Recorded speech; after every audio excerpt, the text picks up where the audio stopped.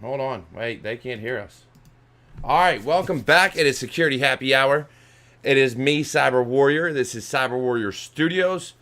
And today I have James Casteel. Now, this is a guy that we've been connected for a while, or at least interacting. I remember seeing his name for quite some time. And he popped up on LinkedIn. And so I decided, you know what? Let's get him on the show. Why not? Cybersecurity people doing cybersecurity things. So, saying that, as you can all see, if you're not a patron, you didn't get to see the beard get shaved, but it's all good. It's all good. Uh, so the beard is gone. After Halloween, I had to shave it, or else my wife would have murdered me. Actually, my wife did shave it on a live stream on Patreon. So, yeah, it is me, Davin. It is me. But saying that, let's get into it. Go ahead, send this feed out across your socials. All right, we're live. We're making it happen. Cyber Warrior coming at you. James, let us know what's been going on. How'd you get into cybersecurity and kind of what you're doing now? Yeah, man. Well, I started getting into it. My first ever IT job was at kind of a larger company, right? So they were a publicly traded company. 6 months in, I think they had their first. We didn't call them pen test back then. This is the early 2000s, but it was, I guess, a physical assessment. Maybe I can't even remember what they called it. And that really sparked my interest into. I've got to get into some of this stuff, right? Just the concepts they were talking about. This is before YouTube, so it's not like you could easily find this kind of stuff. But just talking with, I can't even remember the vendor that was used, but just talking with the two guys that had come in and performed that assessment and what they were able to do. And I was kind of interested in the physical side, but just overall that, as a defender, you're obviously trying to keep people out, right? It's the one thing you kind of want to do. And I was always kind of drawn to that. Unfortunately, I've always lived in a smaller area, so it's kind of been hard, over time to do exactly what I wanted to do. But luckily, the past couple of years have opened up and give me some more opportunities.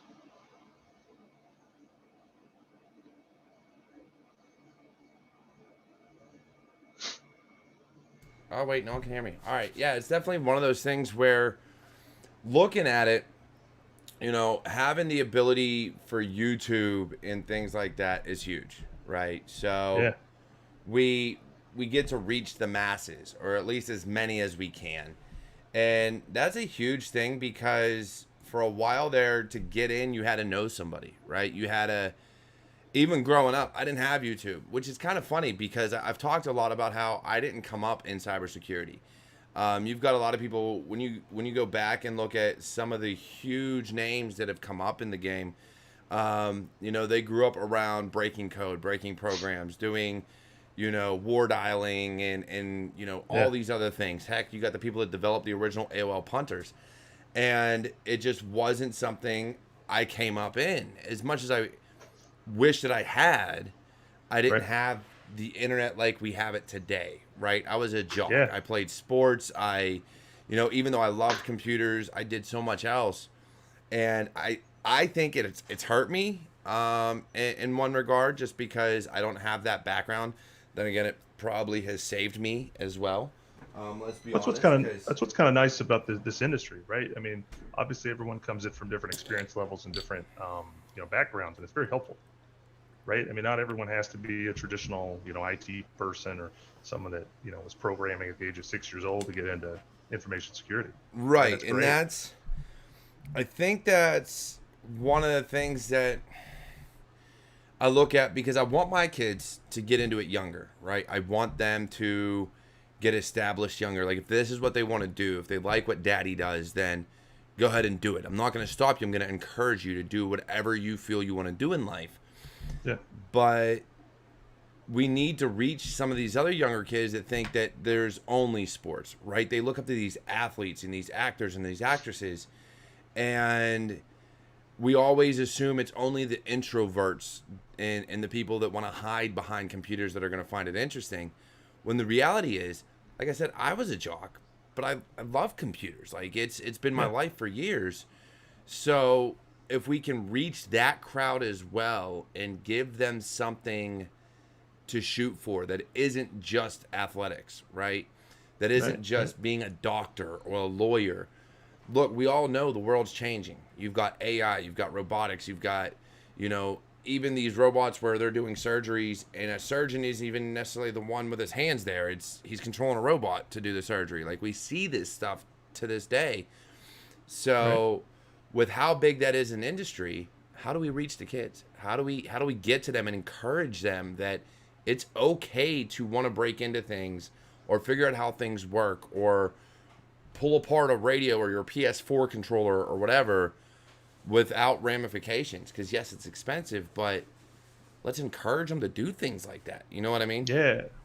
No, I think it's very helpful too that, things are a lot different now too, in that kind of landscape. They've got, especially if you want to hack into things or break into things, there are platforms to do that, right? A legal way, right? Right. Obviously, back in the early 2000s, the Hack the Box didn't exist, right? Try Hack Me didn't exist, some of these things. Obviously, there's some costs sometimes associated with those, but still just getting kids in there. And some of these things going on now with these different conferences and things happening with these workshops that are really kind of inducive to getting kind of children on board is great. I actually kind of feel like I've almost failed in a way in that regard. So I've got some kids, and I feel like I should be teaching them more than they know, right? Regarding how this whole thing works and everything. Obviously, my kiddos are running multi-factor, which is great. They understand the reason why, kind of, right? But that's about it. They're not technical at all, right? But they're not really drawn to it, obviously, as much as I was, right? Or I am now. But it's kind of the same thing with you. You want to encourage, to be, them to do whatever they want to be, right? And they understand that, obviously I'm sitting here in this room all day and do, nerdy things, and we have food on the table, right? So it is an option for sure. Yeah, and that's, it's funny because when I was in the Army, my oldest came up to me. He's maybe 8 years old or so, and he was like, might have been like 9. He's like, "Daddy, I want to be a hacker like you." And I was like, "Great. I got so much stuff to show you, but we're going to start at the basics because we're both going to learn scripting at the same time." Now, mind you, I had known Python at that time, but I wanted to go through the refresher anyways and learn the basics and build onto it. So I was going through learnpythonthehardway.org or .com or whatever the site was. And it starts very basic, comments and print statements and things like that. And he just got bored with it. But I can understand why, because his mind works a lot the way mine does. It's very hard, unless I have a goal in mind, it is very hard for me to sit down and just start scripting something or programming something. Yeah. But I know how important it is to the field. And no, you don't have to do that. But to be a hacker, in the terms of what he's thinking, you do. Right? You have to be able to program and understand code and scripts and things of that nature. And that's something that's been a weakness for me for a long time, right? I've always wanted to do more coding, but on the other hand, it's hard for me to sit down and just put the time in, right? So you mentioned that, learn Python the hard way. That's what I started with, right? And I just started that just a couple of years ago, not very long ago. So obviously, I was talking to you a lot whenever we were going through the OSCP, right? You went through that a little, like a couple weeks ahead of me, right? So obviously some of that stuff came into play, and it's very helpful to be able to do that. I would love to be able to do more on that front, but there's only so many hours in the day, and my head is big, but there's not a lot of room, not a lot of gray matter in it, right? So that makes things hard for sure. And that's where things get rough, because we look at it, we always look at things in a time perspective. And when you have a family, my wife has been very generous of my time and letting me do these things. But it takes away a lot of what I should be putting towards family, with the thought process in mind of not only am I helping the community, but it's something I really want to do. It's something I enjoy doing, is getting knowledge out there and eventually growing it. That's why I've done everything that I've been doing. And I look at scripting and coding, and when I was in college, I was like, "Oh, I'm never going to need this. What do I need this for? I've got Kali Linux or Backtrack." I forget what it was at the time. And I was like, I got everything I need. And then you start learning, and you're like, "Oh, that was such a mistake. I should have paid attention." I know. The same way, same exact way. I took like a computer science course. I'm like, "No, this isn't for me. I don't need this." Yeah. And I really wish I would have spent. Obviously, there's a lot of things like that. Especially the older you get, the more you kind of realize, man, probably should have paid a little bit more attention to that. Yeah, for sure. And that's why it always kicks you later, right? Especially in this field.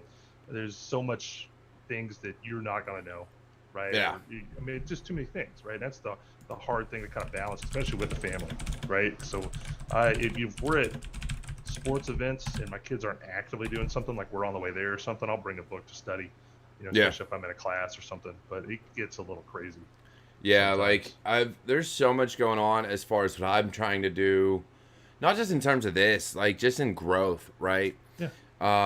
So I'm always trying to learn something new. So whether it's, German or, I'm teaching my kids, my younger two, how to count in German. So trying to get them to count to 10. Or if it's cybersecurity related, I'm researching PowerShell scripts and Python scripts, and I'm developing a course now for secure coding programming in cybersecurity, right? So Yeah, security that's awesome. fundamentals. So I'm working on that for a company, and there's just so much to it that I'm almost more of a generalist. So I have Right. yet to specialize in anything.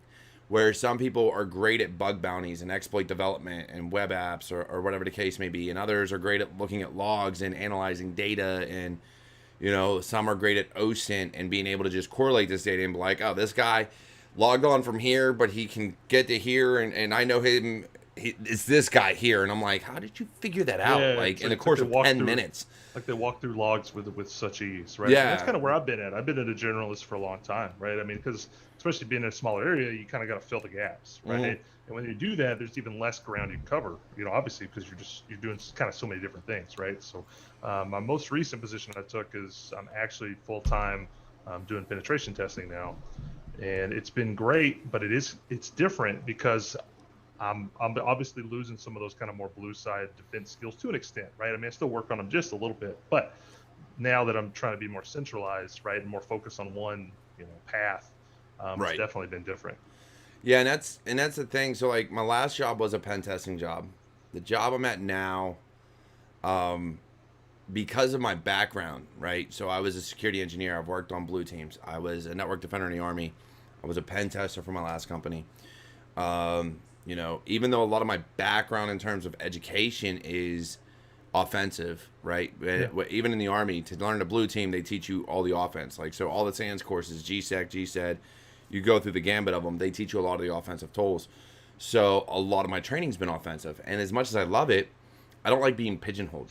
And I think that's why I Right. prefer being a generalist, because when you understand all aspects, you can fit into any program. And you may not be the most knowledgeable, but as long as you're not afraid to ask questions and work with a team, then you can fit anywhere because you can talk to any of them. You can speak Right. their language. You can be like, hey, look, I know I'm looking for this, but I think I'm in the wrong area. Can you help me out? Yeah, And and if that's you're kind of with a been good company and with a good team, they're more than willing to do that. But you can't be afraid to ask questions. And a lot right. of people, even a lot of generalists, their egos get so large because they're like, oh, I've got all this, I know all this. It's like, but do you really? Like, let's really think about this. Do you really think you know everything? Right. And so they're Yeah, afraid that's to what's ask rough, man. questions from someone that maybe just came on, or maybe, whatever the case may be, they're just afraid. Yeah. Um, and that's something I've never been afraid to do. Like, I'll always ask. That's why I love in-person courses. I don't like virtual Yes. courses. I don't like learning through videos. I don't like learning from reading. Give me an in-person course where I can talk to an instructor and I will ask questions all day. Like, I'm like, Yeah. hey, dude, I know it's not part of the course, so maybe offline, can you come walk me through this, like what I'm doing wrong or whatever the case may be? And I learned more doing that. And that's why I Yeah. loved SANS courses that were boot camps, because it wasn't a huge classroom necessarily. Well, Grem was, but it wasn't like, even then, the my instructor for Grem was like, yeah, I'll answer everything, when we're on break or in a lab, dude, raise your hand, call me over, I'll work it out with you. Yeah. So SANS was very, respectful of that. InfoSec Institute and their boot camps, Keytron Evans, who I had on the show a few weeks ago, was amazing when it came to stuff like that. And I went to his course for CEH with a lot of offensive background in Kali or Backtrack. I forget what it was. But I had already been using it. So CEH was very basic for me in terms of what they're teaching. I had already learned it. So I was able to ask them the advanced questions. But I think people get afraid. So No, they do. I mean, there's a stigma around it too, right? I mean, obviously, if you, especially if you're just coming into an organization, you don't. I mean, no one wants to be dumb, right? But I've kind of, I mean, imposter syndrome's a thing too, right? But the thing with me, man, is like whenever I come into a spot, obviously you don't want to seem like a complete idiot. You want to have right. some sort of feel of what you're doing. But on the same time, some people say things differently, right? And even some acronyms can almost, even though they're the same thing, they may have a different context, right? Especially different organizations, and especially if you're dealing with client side facing things more, like in a like a professional services thing. It's great to ask questions, right? Yeah. I mean, and whenever I'm looking at a place to work or whenever I'm looking at a group to work with, I want to be one of the least knowledgeable people on the team. If that makes sense. Does that make sense? I want to be able to learn more and gain more. For sure. I mean, and it makes it rough because you want to be the least knowledgeable in terms of being able to gain it. Right. But at the same time, if you're moving positions, you don't necessarily want to be in a position where you're considered the least knowledledgeable. Yeah, exactly. It's weird. And that's the thing. It's like a ebb and flow, right? Yeah. But my goal is, right now, my last jump I made, I really wanted to get in a spot to where I could learn more, right? And kind of feel like I'm doing something more than just doing a job. Does that make sense? And that's good. And I like to be challenged in that way. Obviously, it's frustrating when you don't know something you think you should know. But like I said earlier, exactly. It's every day, and it's just one of those things that once you realize that, I mean, Google's your friend, right? And it's nice to have other resources you can bounce stuff off of. I mean, even very simple things can be complicated, and vice versa, right? Some of those complex things, it's like, oh, once you lay it out, it's like, it's not that bad, and you can kind of start bridging some of those ideas in your head to fill in some of those gaps. But obviously, experience helps with that, right? For sure. And it's crazy because when I was, and I keep going back to SANS and things like that, but when I was doing like their CTFs for Net Wars when I was in the Army, I did very well. I got all the coins for the courses, but it wasn't my own work necessarily. Right. We always were in teams, and there was a buddy of mine, and literally we just fed back and forth, and it was like, dude, what am I missing? And he'd be like, did you look at, and he wouldn't give me the answer. He wouldn't tell me exactly what it was. He'd be like, did you just look at this aspect of things? And I'm like, oh, all right. And then you do it, and it clicks. And some people just aren't that way. Like, they have to be spoon-fed because they're afraid to look inside what they know. Yeah. And I think they don't that, mess up. yeah.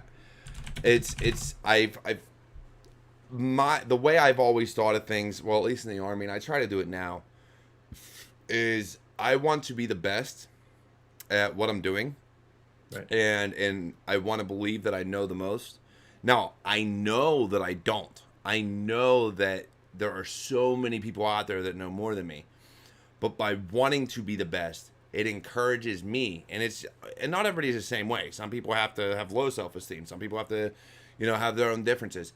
But for me, if I believe that I'm the best and I see someone that knows more than me, I'm not going to talk down to them. I'm not going to, be a prick and be like, oh, you don't know what you're talking about. No. I'm going to ask them questions and ask them how they do that so that now I know what they know. So I add that to my own knowledge. So now if they don't ask me questions, if they don't want to engage in further conversation, now I have my own knowledge on top of their knowledge, which does make me better in that regard. And again, it's not to be egotistical. It's not to be condescending or think I'm better than anybody. It's just because I want to know as much as possible. I want to constantly be learning. And if you get into that complacent structure or have just kind of like rest on your laurels and like, oh, I don't need to know anything from anybody because I'm happy where I'm at, then you fall behind. And I always want to keep learning. So to keep learning, to be the best, you have to keep learning. And so Right. that's my way of forcing myself to constantly learn more. Because even now, my boss, man, dude, blows my mind with the things he knows and that he does. And I'm just like, holy Christ. Like, That's what's nice, to try to gain as much as you can, right? And that's what's kind of cool, man. I'm kind of almost on the opposite side of that. I've got, I mean, I don't know. Obviously, you can learn a lot, and I study all the time. But at the end of the day, I'll lay down sometimes. And I'm like, I don't know anything. You know yeah, what I'm saying? And it's like this big thing. But then if you play back certain things, they make sense, and it's just like a constant struggle of hmm, trying to balance that out, right? And being okay with where you're at. yep. Obviously, not being okay to where you're at, where you're just gonna stop, right? But you obviously can't Being just sit there and comfortable cram. with Yeah, yeah, knowing what you know. yeah. And you And can't just cram stuff in all day, every day, too, right? I yep. mean, you gotta have some little breaks, occasionally. You just have to, And and that's what's hard sometimes. that's huge because some people will say imposter syndrome doesn't exist. Some people will say it does. I say it does. And I say it does because I go through it where I I got a wall like you, right? It goes higher. Yeah, But yeah, yeah. at the same time, I I fall into like I'll be doing something on Hack the Box, or I'll be doing a pen test, or I'll be doing blue team stuff, and I'll be looking at something. I'll just be like, dude, I don't know what the hell I'm doing. Like, Yeah, I feel that I'm way all so the time. lost. And I'm like, I should know this. And so the moment I should know this clicks, you're like, I shouldn't be here. I don't Yeah, belong. yeah, yeah, Like yeah. I I always say that all the time. I'm like, I need to go do. I'm not I built need to go, like, I tell physical myself labor. I need to go back to like sysadmin and IT help desk at least once a month. Like I I need always to, tell myself that I need to go just like start getting more like in shape and just start digging right. holes or something. I mean, because and I it's got a how it bad feels. body. I can't do that no Oh, well, more. I can't. I've got a bad body due to all the food, and everything else. But, it's just one of those things, man. That's what's kind of rough, and And people it's don't realize it. constant. Like some people are like, "Oh, it doesn't exist." Look, it does, and it's not that it exists in the terms of true imposters. I mean, I'm Right. sure they're out there, Yeah. but it exists in the sense of you quit believing in yourself for whatever reason. You just stop believing in your capabilities, Right. and so you feel like you don't belong. And Yeah. so, for me, that's what the wall behind me represents. Is if I get stuck in my head, and I've talked about this several times, I literally just turn around and look at my wall, and I'm Yeah. like, okay, I've been able to accomplish things that a lot of other people cannot do.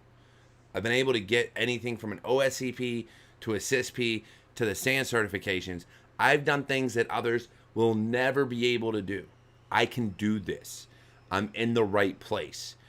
And it's a matter of just putting that into perspective and Right. rethinking and realizing that just because you have a certification doesn't mean you know everything. It means Right. reach out to somebody who may know more than you and Yeah. ask a question.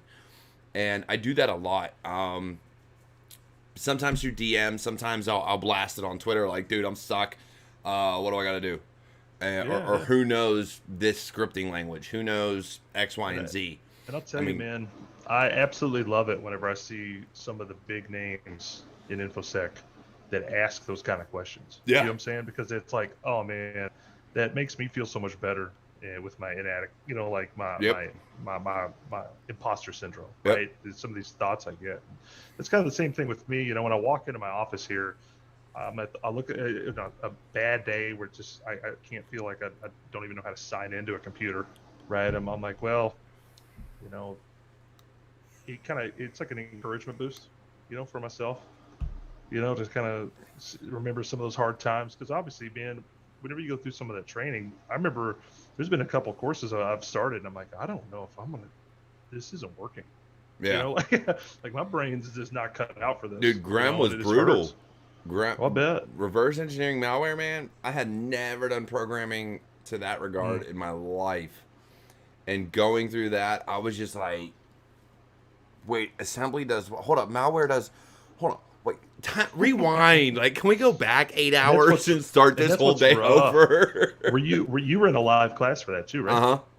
Oh man, that's rough. Because then like the hypothetical sands Yep. fire hydrants just hitting you And over and over I again. had been through it like when Right. I was in the Army going through my 25 Delta course, I got GSEC, GCED, GCIH, and no, GPYC I got after, but I did go through the Python course with Mark Baggett.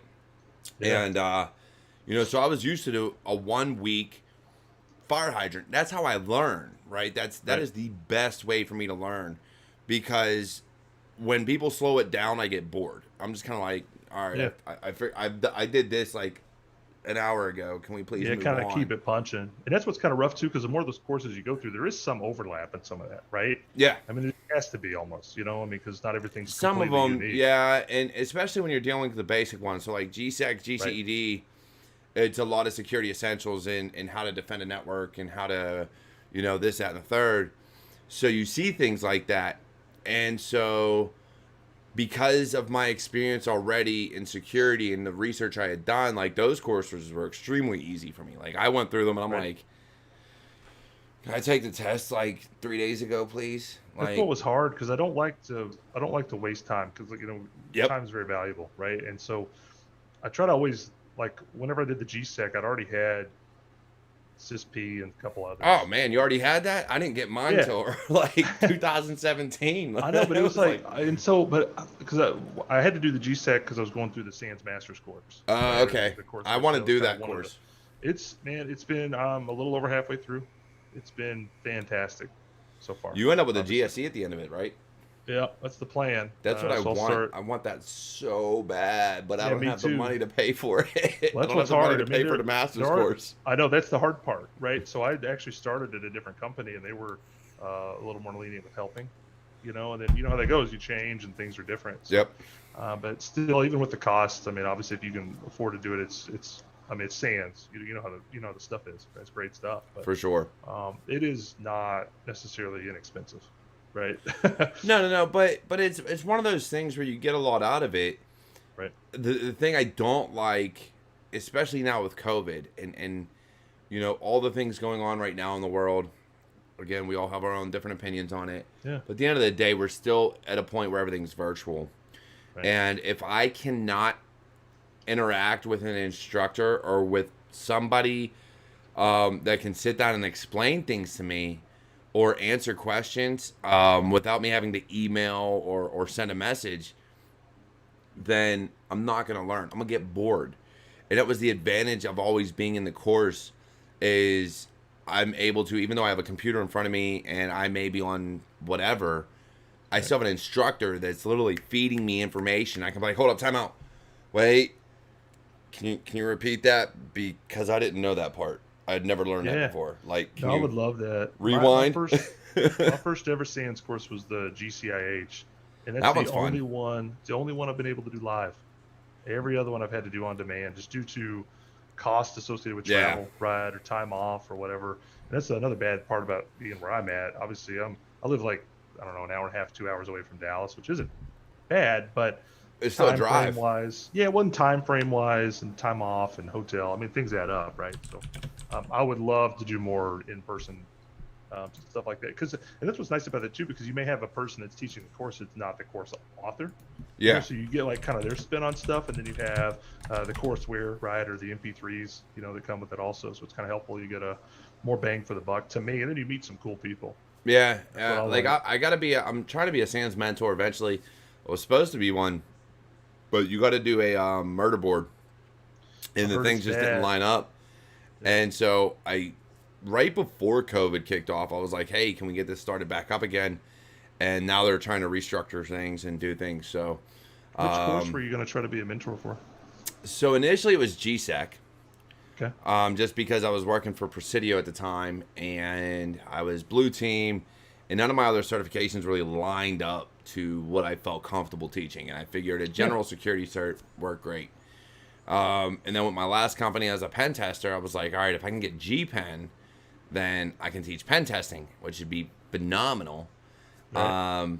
But never got G-Pen yet. I ended up going with OSCP first, so if I get G-Pen, I'd love to teach that. Listen, I got a question for you real quick. You got the OSCP. Uh-huh. Were people hitting you up out of the blue after you got that? Was it pretty crazy? response wise? Not on LinkedIn. On Discord for a long while. I Right. was getting pinged until I left all the rooms. Like I literally left, I don't know, 3 servers, Right. 2 or 3, just because I got tired of getting DM'd. Hey, can you help me with this box? Now 9 times out of 10, I don't care, but I was getting a lot of give me the answer messages, and I don't want to Right. give Right. you the Right. answer. I want you to learn. Yeah. Um, on top of that, like I was on a VHL Discord server just for the community, Oh, me too. Yep. and I ended up leaving that one because I never did VHL. I was just there for the community. I could Right. have I wasn't going to VHL to learn OSCP. I joined the Yeah. Discord for the community and was already doing OSCP, so I didn't care. Yeah. And people were always hitting me up like, "Hey, can you help me with this?" I'm like, no. Like, Yeah. No, that's the one. That's where I started kind of on that. I was doing like Hack the Box and some other things, right? But I started with VHL and did that. I did the cert there, right? yeah. So and all that stuff, and it was great. Oh And yeah, that's the only, it's a great learning experience for a lot of yeah. people, and I mean, it helped I me out. If I was going through the same way you were, though, I mean, obviously, if you're already going, if I yeah was already doing OSCP, I wouldn't have done it, right? It was a great stepping stone for me. But that's what my problem is with. I don't know. I was on like 30 Discord servers at one point, dude, and I was it's doing a terrible job of talking on any one of them. So, well, I end up going like, dark on a lot of them. Like I'm on a veteran server yeah, that I go dark on frequently. I yeah. don't I think I've first said met anything in you probably on like 2 the weeks. security blue team Yeah. Discord. Yeah, Well, I'm on the AAB for the BTL one. Um, so I'm still on that server. I'm still on the security red team server. A few others. And then I have my own. And I concentrate more on my own than I do any right. others just because it's mine. Yeah, I'm in there So, creeping most of the time, but like I said, I'm terrible at Discord. I'm terrible at all that oh stuff. man, it's bad. Like every once in a while I'll type something on a server and just start talking. And then you won't, I'll like, and the problem is some of them are extremely busy. Like, so the Right. veteran server I'm on, I think it's VetCon, is extremely busy. So it's always, I'll type something and get questions, and it'll just, by the time I get back to looking at it, I'm like, I don't even know where we're at. Like, Yeah, just view all 700 unread. Just yeah, right. whatever, I'm just like, all right, click you it. know what? Screw it. And then, Yeah, like, I'm I'm the on same Dead way. Pixel Sec. I'm on a bunch of others. So, but there's a lot of good servers out there for a lot of good Right. information. And so, like, InfoSec Prep is great for information. Oh, it Security was Blue great. Team is great.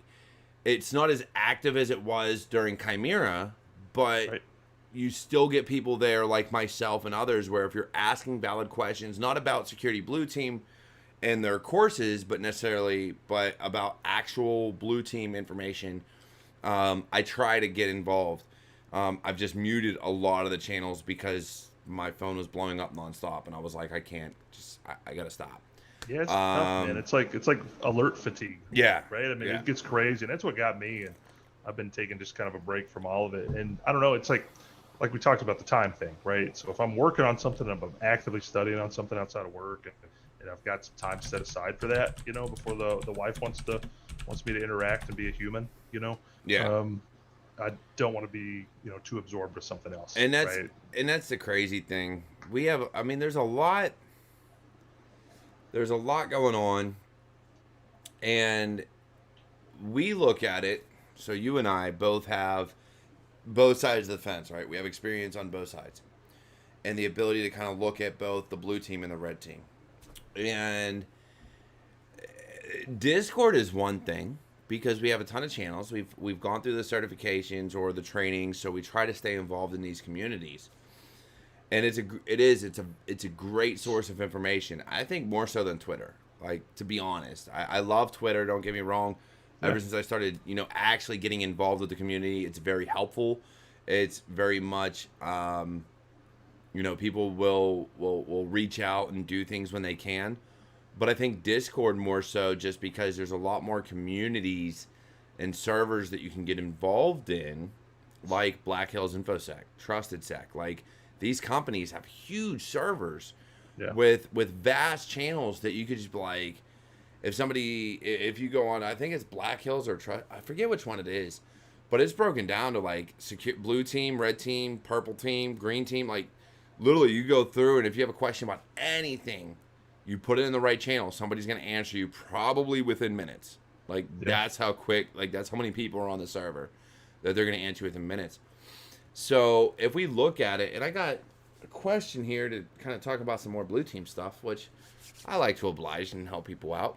Of course. You know, when we're looking at things from a blue team perspective and how to get answers, how to really get information, do you find it easier to reach out on Discord for information, or do you have other avenues to try to find that info, right? So whether it's sim-related analysts, and you can consider it from red team also, but Right. from in any regard, where do you find it easier to get your info, right? To get your support and help for whatever problem you're having.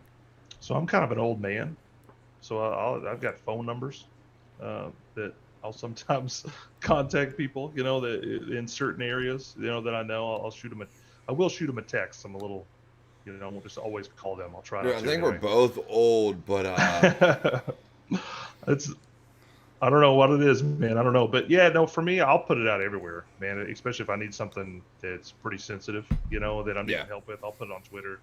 I mean, I'm not super active, you know, on anything. So I almost feel I don't like to ask for questions a lot of the times unless I'm trying to help someone too. Does that make sense? Like trying to balance the wheel a little bit. Yeah. I don't want to be one of the people that just constantly, hey, what about this? Hey, help me, you know. But no, I've usually got some people, you know, if I'm looking for specific things.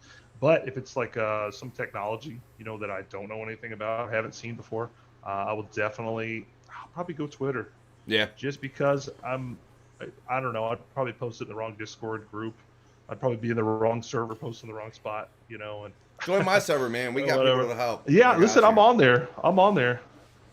This my OPSEC's actually decent, I think. It is. Actually, I ain't even gonna look. I haven't even looked, to be honest. I know actually it's terrible OPSEC. And I don't. I'm not even trying. But I mean, you know, my Twitter handle's like James Casteel. Right. On, man. I'm not hiding. Right. Too much. Well, that's like me, right? So we'll get to the blue team stuff because we both worked on blue teams. Yeah. But that's like I did a video, I don't know, a month or two ago, literally titled "I Am a Hacker," and it was for the purpose of. You have so many people that try to be anonymous and like give hackers a bad name and do things that are like whatever. And then you got media that plasters hacker over things and ruins the term. And you've got, you know, people that do the same thing and journalists and everything else like that. Right. It's not a bad term. It should not be listen, derogatory. Man, listen, we haven't talked about this, but this is a perfect segue. I actually just became an advocate for hacking is not a crime. Right? So I've seen it. I'm telling you, man, and that's the thing that bugs me a lot because I'll even find myself correcting my kids, right? Did you hear the hackers did this? No, listen, they're not hackers. Those are cyber criminals, right? And that's huge, man. Yeah, no, it's huge. And that's the thing, man, because we owe so many things to the way things are now to hackers. To right? MIT. Let's get it right. Yes. We owe it to the MIT Model Railroad Club because that is who started hacking in its initial conception, or at least who coined the term. And that's what's so crazy because whenever you tell people like, "Oh, what do you do for a living?" Oh, I don't even like the term ethical hacker, so to speak, because that implies that hacking is not ethical. No, right? I'm a hacker. It's like this. Yeah, exactly. So or I'm a cybersecurity professional. I'll say I'm a professional hacker. And they're like, well, so what do you like rob banks? Yes, I rob banks. I mean, with permission, right, or whatever. But I steal your credentials on Facebook. Yeah, it's okay. That's all we do. We just reuse all those. You know, I just ask for stuff on surveys, blah blah blah. And that's what's so cool about that movement. You know, they do a really good job of actively trying to call out journalists, right, and some of these things, because that's a thing kids look at too, right? You're talking about kids getting into this and. Like, well, I mean, every time you hear the word hacker, most of the time in the media, it's a negative. It's always a derogatory term, and I'm not gonna lie. Like, I'm the type that like my son will be like, oh, this, that, and the third. And I'm like, look, just break into the, you know, whatever, it'll be all right. And he's like, but I'll get in trouble. I'm like, you're 12. What are they gonna do to you? They're gonna come at me, and I'm gonna say it wasn't my computer. You can go ahead and search. And I say it jokingly because my son is very much by the book. Like, if there's a law out there, he does not want to step over that line. I'm the same way. As he learns things, I'm just like, I laugh because I'm always like, dude, you need to make us money. If you do it, nothing happens. If I do it, I go to jail. You won't see me for a long Figure it time out. until I get out and write a book. That's it. And so I find it comical because it's jokingly because honestly, I could never do anything that crosses that line. I have way too much morals and ethics. Like, I get mad at a bunch of stuff and I just don't discuss it online. But it's one of those things where, like, I can jokingly say that to my son, and I ain't gonna lie. Like, if he tried to hide something from me and I found out about it, or if he hid something from me, like if you look at the beginning of Scorpion, where the dude got arrested for hacking the NSA or NASA, I think it was, to download blueprints to something that uses a wallpaper for his computer. Like, if that were to happen to my son, I don't think I'd actually be mad. I'm like, did you really break in there? Like, that's what's hard, because, like, so my son he's 10, right? And the biggest thing we have to worry about right now is him trying to, like, work out parental controls. You know what I'm saying? So obviously at 2 a.m. he doesn't need to be on YouTube watching God knows whatever he's watching on YouTube, right? Just because he needs to be in bed or whatever else, right? And so I was watching my security onion instance at the house, and I'm like, there was a lot of YouTube. I'm not on YouTube. Like, what is going on here? And I started looking at it, was like his device. I'm like, whoa, Kimasabi. And so I found out he was I can't remember what he was doing. He had access to, like, the iMessage app on his iOS device. Nice. What he was doing is he had the YouTube widget inside of iMessages. Dude, that's great. And I'm like, I was not even mad. I'm like, I can't be mad at you. I'm going to take it away because I want you to try harder, right? But I don't. And so now he's got me so paranoid. If he hands me his device, like, if I don't get the request or whatever, and I go to type in the passcode, I'll make sure he's not recording the screen. You know what I'm saying? I'll make sure, like, there's no reflection in like, if I'm wearing glasses, so he sees the code, like this little kid. That's awesome. He's got me, like, on my tippy toes. He's got you on your toes, man. He does, man, and that's good. And that's what I was like a proud dad moment. I was like, well, obviously, you're bypassing something, but that's how things get better, right? Yeah, and, like, as long as you're not doing something crazy. For sure. And so, like, a lot of things, I've tried to take apart computers and teach my kids, and then we take apart computers and can't put them back together because we lose screws and a bunch of other stuff. Because all I have is, like, laptops right now. Right. But I've told my oldest, I didn't grow up with people to teach me, and it taught me a lot. As I got older, I learned how to learn on my own. I was like, you're not in a crowd right now that loves computers. But if you want to do gaming, if you want to do security, I want you to be able to learn on your own. I said, now, if you look for something and don't have an answer or can't find the right answer, then come find me and I'll give you the answer, or I'll guide you to it. But I want you to learn how to research things, because if you learn how to research now, then as you get older, it becomes easier and it becomes better. And then, when you ask questions, you can have intellectual conversations with people because you've actually done the research. You know the information. So, like, right now, he has his own YouTube channel for gaming. That's cool. This dude knows more about Reddit and Discord and bots and how to configure things than I ever will in my entire life. That's what's nice, right? If you want to do something, I mean, there's avenues out there to learn, right? Oh, yeah. Like, that's what's great, man. He's going to figure it out. And I, like, literally, I made him a moderator on my Reddit just so he can do things. And I was like, I just take literally care of things, I didn't even text him. I sent him a message on Discord and was like, yo, dude, can you do this for me? He's like, yeah, I got you. I'm like, that's great. 12-year-old son, like, that's I great. got you. Don't worry, it's covered. Like, are you serious right now? You know this? That's awesome. And, like, I told him he wanted to do something the one day, and I was like, get me up to, I think it was at the time 400. I was like, get me 400 subscribers on YouTube, and you can go do that. Within 30 seconds, I had the last 20 that I needed. I was like, are you freaking kidding me right now, dude? You got it. Like, are you kidding me? It's like, all right, go ahead. Like, I can't even be mad. Yeah, man. Go ahead. No, you can't be mad at that, man. That's he's like, I just dropped it into one of his he dropped it into one of the Discord servers he's on, and like that. He goes, hey, Dad, there you go. I was like, you dang it. Yeah, you can't even be mad at that. That's great. But no, like, I look at it, and I do, when it comes to our kids, and I think us as security professionals, And this is for anybody, whether you, especially if you have kids, you can get a lot of blue team experience out of things by monitoring your kids and your networks to protect your kids. Oh, for sure. So we look at a lot of the hashtags and things like that are out there these days, like Save Our Children or Save the Children or whatever you want to call it. One of the ways you can do that is by watching what they do online. I've had some missteps along the way in my own dealings with it, just because of the way I try to make my network easy for the family, right, and for game consoles and stuff like that. Yeah. So like I had a PA420, which would have worked great for everything I wanted to do, but unfortunately, Presidio took that back when I left there, so I no longer have one of those. Plus, it doesn't allow UPnP, so it makes it even harder. But needless to say, between parental controls, Security Onion, just even if you're doing like a DNS black hole, like if you're using a Pi hole or something like that, there's a lot of things you can do to protect your kids, and it will allow you to monitor what you're doing, so you can set things up that if you want to get started in security and you want to get blue team experience, protect your household, protect your computer, protect your network. Listen, man, just get a Pi, right? Get a Pi. Man, I've got a couple of Pi holes run at the house. I've got everything segmented.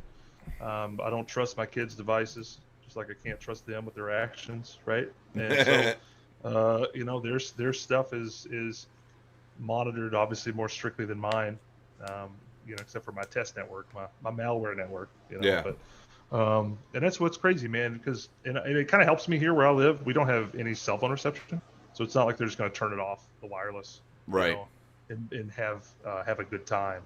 So, but no, that's kind of part of it, man. And I don't spy, right? But you can kind of overwatch.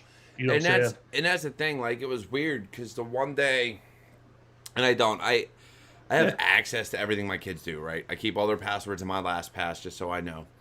And I don't really log into it, but the one day I was just kind of like, my son's upset. I wonder what's going on. So I logged into his email, and it saved me because there was some stuff in his OneDrive or in his Google Drive that I was kind of like, we need to talk. Yeah. What is this about? And so it wasn't that he was doing anything wrong. It was just something about how he was feeling.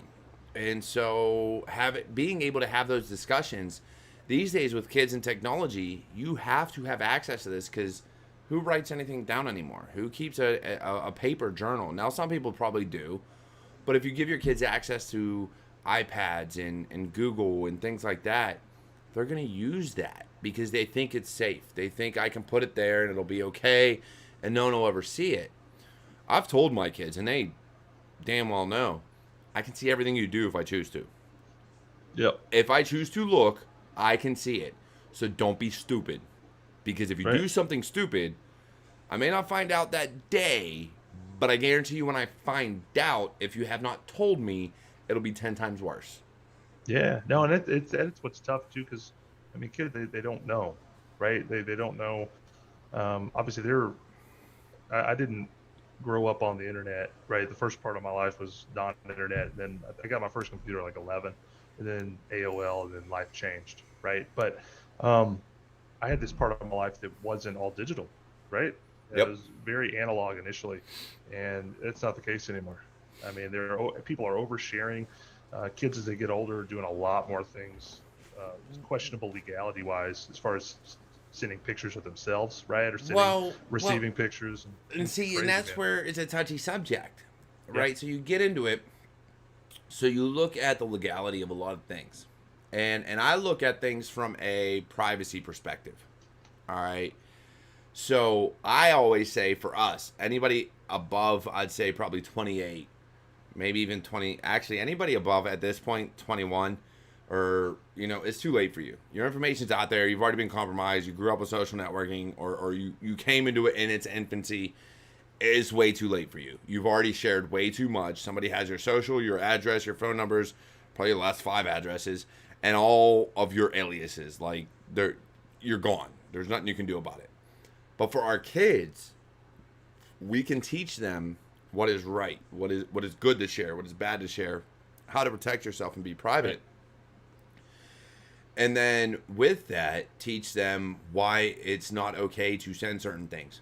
And not that it's not okay, but you just got to be cognizant of the fact that if you send something, one of two things can happen. The first thing that can happen is somebody saves it and puts it up online later on. The second thing that can happen is a parent gets mad at you, so they call the cops and you get in trouble for something that was consenting. That blows my mind. But hey, it happens.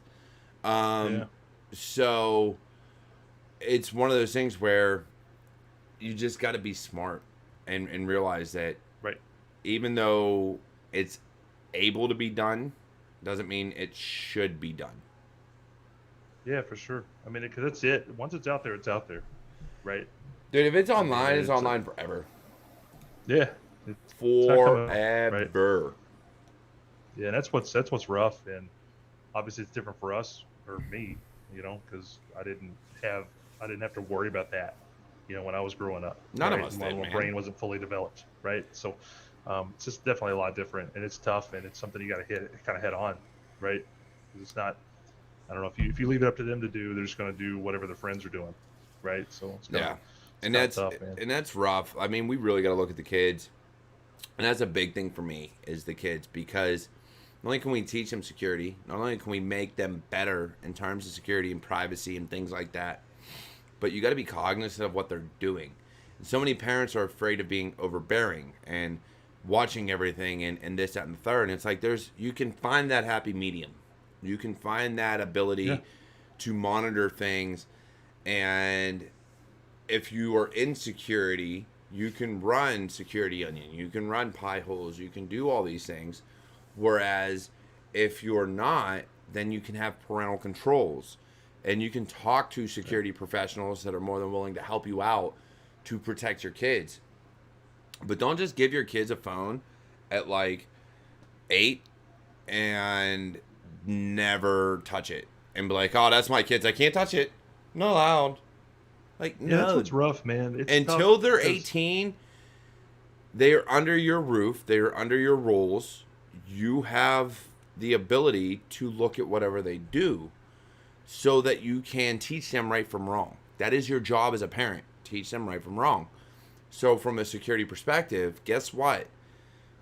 For your privacy, you should not be on these things. Just saying. You should not be sharing this because it's probably online now.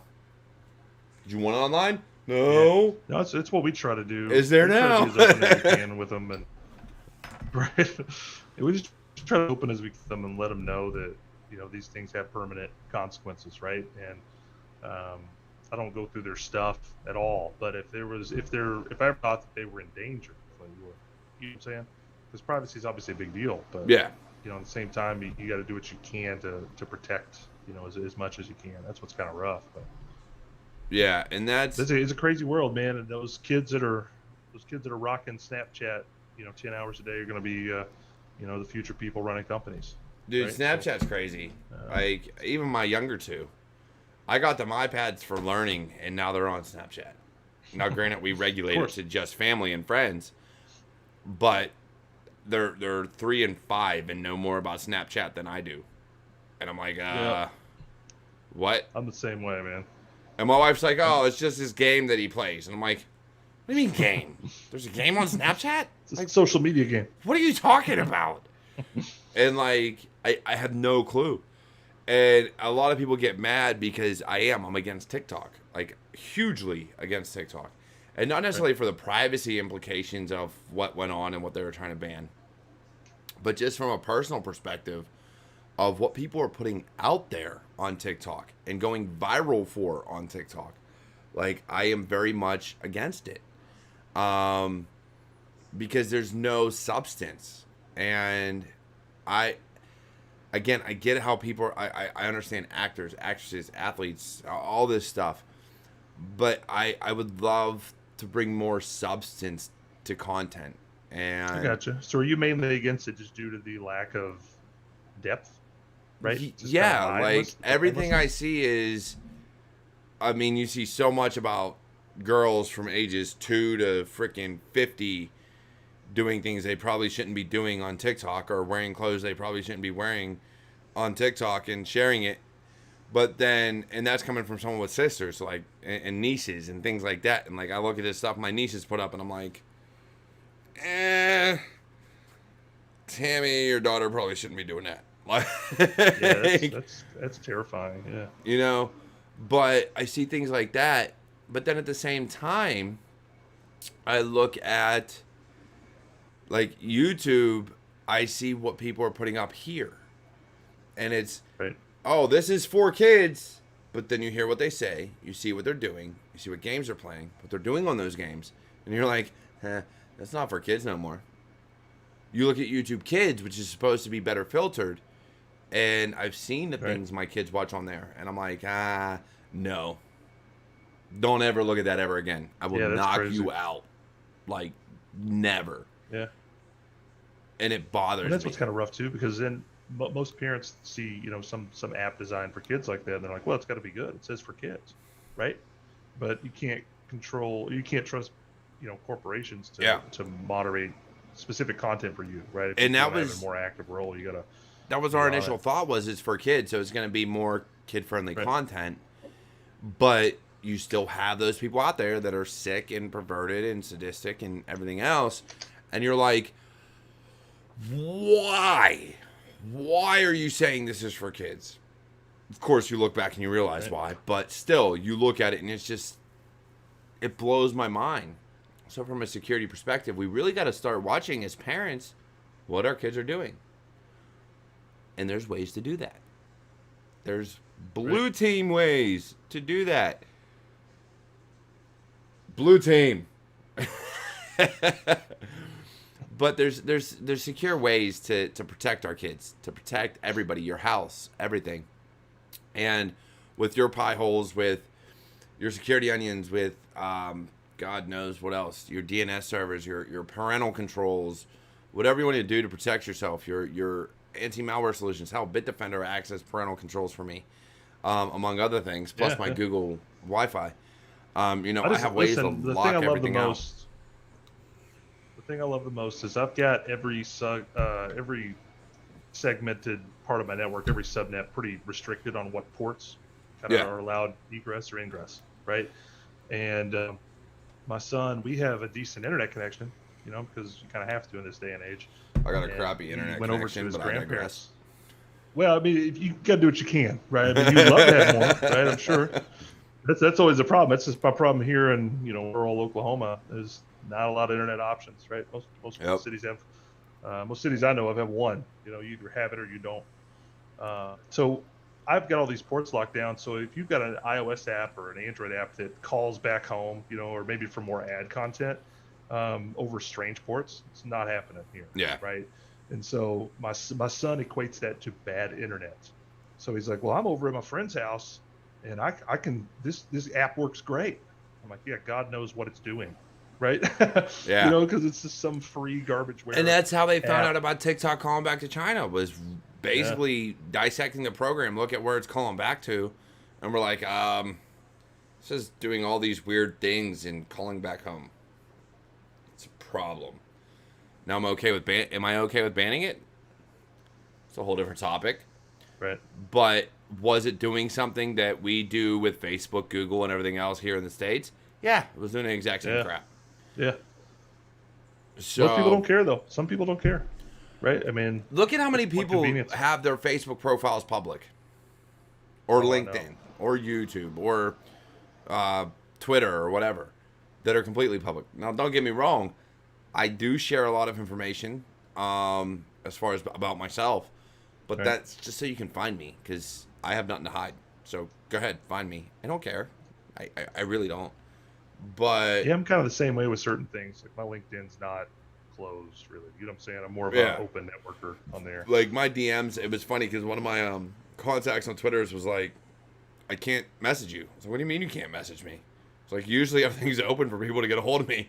I go in, I was like, oh, forgot that setting. Let me change that for you real quick. It's a wild world out there with open DMs, so things can get weird. It can. And, you know, Someone said YubiKeys. Am I right? YubiKeys are awesome. I have Google Titan Key and YubiKey. Yeah, I usually have my YubiKeys in here. I do not have them currently. So I have in another room. My Google Titan Key. Yeah. With the Bluetooth adapter. Oh, nice. And then or not adapter, but Bluetooth key. And then I still have Yubico and their YubiKey. Yep. Got that. So I got that one. Babies. Hold up. I got one of the old YubiKeys. Is it still on here? No, it's not on my keys anymore. Because I know the sound of that key ring if you got a bunch of USB drives or YubiKeys. I wish. It's always the scariest thing for me. I just actually bought some more labels. I got labels in today. So nice. I can do a better job of labeling these versus like, dude, oh God. So, all right. We're probably over an hour, but on the note of labeling things, I tend to go over an hour and I don't care. It's my channel. I can do what I want.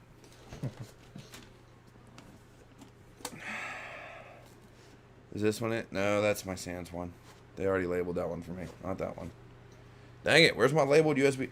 Dude, I had... Oh, so like this one. And granted, I have changed what's on a lot of these over the years. But I had a labeler, and I labeled every single one of my USB keys at one point. It's great. Before I put them in. I got this Pelican case when I was in the Army, and it was my CND kit. And I ended up not using half the stuff for work. I used it on my own. But I have like spots in there for my Alpha Wi-Fi adapter, for rubber duckies, for everything else. Oh God, yes, that's awesome. Yeah, I'll tell you what, man. Listen, I play games sometimes, right? On occasion. Usually try to a couple hours a week. Just kind of some downtime. I ordered the new Xbox, right? The new Series X. And check this out, man. This comes out next week. I got it today. Dude, how'd you get that? Dude, all right. I got the package. I just got the package. So I've been trying to get the PS5. I'm trying to find a place to reserve it for my kids because my son wants my kids want the PS5 over the Xbox. So I'm like, all right. So I'm trying to find it. I can't find a way to pre-order it because Sony screwed up and was like, oh, you have to use your username and hope that we allow you to register for a pre-order. And then that same day, about an hour before, released it to other companies like GameStop and Best Buy and stuff like, oh, hey, you're allowed to take pre-orders. Right. And so when I called up, they're like, yeah, we got screwed. That sucks. I did see something, I think, recently that there will be some more order options available, kind of live, right? Kind of whenever the actual launch happens. So I need to find it. That's my goal for Christmas for my kids. Is tell me, PS5. man, this one though, I didn't get in pre-order. I tried and I kept failing because I don't know how to internet sometimes. And so my friend was like, "Yeah, man, if I can get one, I'll order one. You can just pay me for it." I'm like, "Yeah, that's cool." And he texted me earlier. He's like, "Man, it came in." I'm like, "That didn't even come out till next week, bro." He's like, "Yeah, we got it." So I'm gonna hook that thing up here in a little bit. It's been a couple hours with some downtime before jumping back in. Been doing a lot of web app kind of pen testing practice stuff lately. So yeah, I've been doing, because of this course, I'm doing a lot of scripting practice. I'm trying to put stuff for that together. I got another video I got to do. I tried doing it earlier today before this, but my kids started screaming in the middle of the video, so I got to redo it. It's the last one I got to do for the first course. Yeah, you don't want to make it seem like you're running a torture chamber there at your house. Dude, I got 5 boys, man. It's freaking crazy. Yeah, that's wild. Hope you got insulated walls, right? May help. Dude, so, all right. We're coming to the end, so I can say this now. I try to avoid saving it to the end. Well, I try to save it to the end. I don't avoid it. I try to save it to the end. Yeah. As we're coming up to the end. So, that's why I have a GoFundMe, Buy Me a Coffee, Patreon, because as much as I love what I do, as much as I love to do things and just give content to people for free, and I will continue to give content on YouTube regardless of what people do, it gets pricey. Yeah. So, and taking care of 5 kids is not easy, as well as trying to provide a house. So there's a lot of things I'm doing. I got a lot of things in the works. Hoodies, all the merchandise eventually except for some of the like leggings and print stuff that we just can't do internally. Right. We're trying to do ourselves. So we've sold quite a few hoodies. We got one more we need to make. But like the GoFundMe is to get bulk orders of everything so that we can just make it and ship it, and also get a heat press to make mouse pads and pens and mugs and hats. Oh, nice. And all that other fun stuff. So that's where, like, in the description below. So all those watching, look at the description. GoFundMe, Buy Me a Coffee, Patreon. They're all there. Plus merchandise. So it's all because I need. It's really hard to fund these things and do like Adobe and podcast and all that other stuff. Right. While you're still trying to pay bills full time and raise a family and everything else. So until this takes off, I can't just rely on my income to pay for everything. You know, it takes support from the people to support you. And I do. I appreciate everything that anybody's ever given me. I appreciate shares. I appreciate subscribers, likes, comments, whatever the case may be. I've been doing these live more often. Actually, the past 3 or 4 have been live. Just because I like getting the interaction, and a lot of people like it live. And then, of course, tomorrow it'll go up on podcast. But I needs more beard. Yeah. Tell that to my wife, Jack, man, please. Listen, whenever I joined, I thought I was going to have the shortest beard. Yeah. Look, all right. So, I had to cut it. My wife was not happy. Well, I remember you mentioning that because you said you were doing. Where were you going for Thor? Is that what you were going for? I was drunk Thor for Halloween. Drunk Thor. Okay, yeah. And I remember you saying at some point that you were going to have to shave it after Halloween. And honestly, this year has seemed like 4 to 5 years in a row. Right? Yeah. You know what I'm saying? So yeah. Just time slipped away. So I saw your face. I'm like, oh my god, I'm gonna have the biggest beard here today. It was doing really good, and it was. It had a nice gleam. It was nice and straight too. That's the hard part of some of these. And like the sides, just look. After Halloween, I was more than comfortable shaving the sides, just because if I drove my car with the windows down, it like blew in my face like I had long hair, and I can't take that nonsense. That's why I keep my hair short. Right. But after the fact, I was like, my wife, my parents, my in-laws, my nieces, everybody was like, it needs to go. And I was like, but I don't want it to. That's what's hard, man, because like it literally grows on you. So I sacrificed and was like, look, I'll get rid of the long beard, but I'm keeping this. Like, you're not getting rid of it all. It's just not happening. No, my wife's not a fan. I usually just rock the goatee, right? My wife hates that. I shaved everything down to like shorter than yours, and I noticed that I had more chins than normal. So I was like, I got to get this stuff back out, man. So I don't know how long it's here for, but we'll see. Yeah, I had a goatee. It caused some issues as I was getting out of the army. So that went, and then I went back. I went to the full beard and was like, look, I'm either doing this or we're going to be fighting a lot because I need something different. I need to get away from the army life, the military, and just be me and do something that I haven't been able to do for over 13 years. Like, I need to change something. And so this was it. And so that's why you'll always see me with at least a full head of hair in that regard.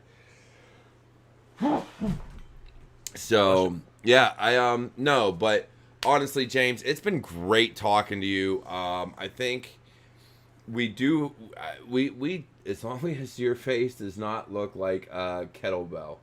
Never. It never will.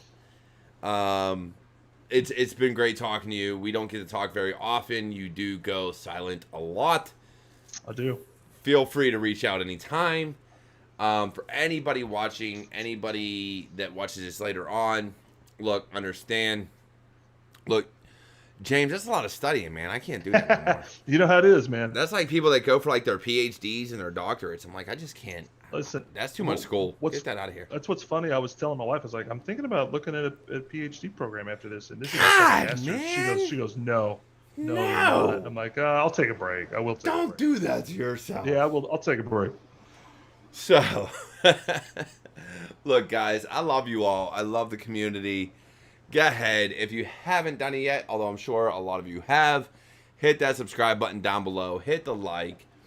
Go ahead, check out cyberwarriorstudios.com, patreon.com/cyberwarriorstudios, gofundme.com/ you know what, that link's down below. It's a little confusing. Or buymeacoffee.com/cyberwarrior. Anything to help, like, support the cause, share videos, subscribe, whatever the case may be. Oh, and tune in Monday for Motivation Monday. And Tuesday, I will have another Windows Commando video coming out showing you how to install Kali Linux and Windows Subsystem for Linux on Windows Commando.